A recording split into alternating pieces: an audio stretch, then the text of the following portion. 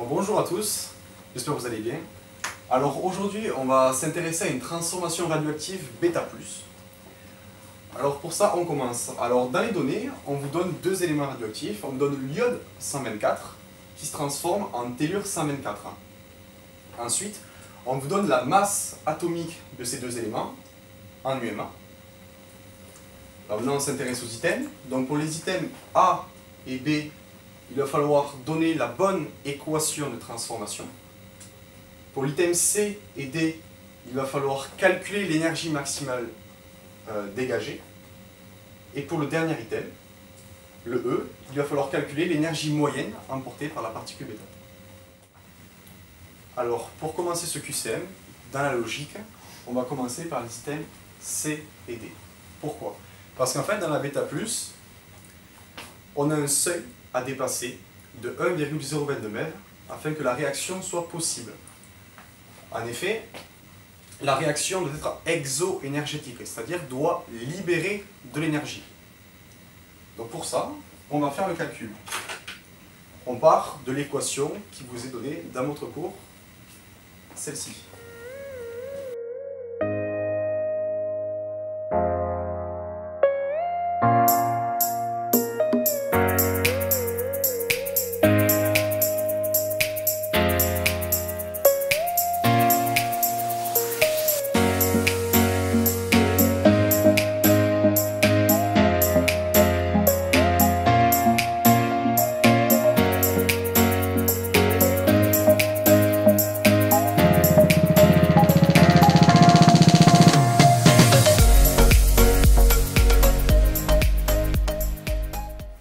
Donc voilà, ici, on obtient un résultat qui est égal à 2,704 MeV.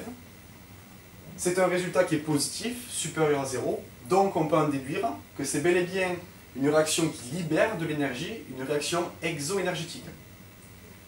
C'est pourquoi la réponse D est vraie et la réponse C est fausse.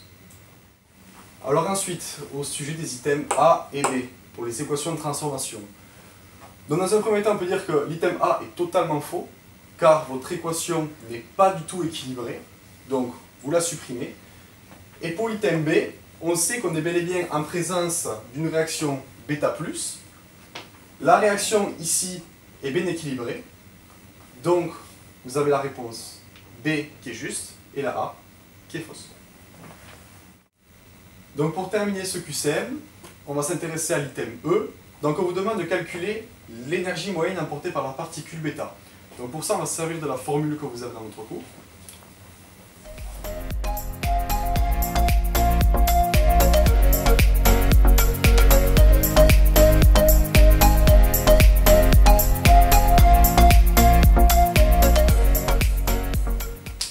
Donc on obtient le résultat 0,901 MeV, ce qui correspond à la réponse de l'item E, donc l'item E est juste.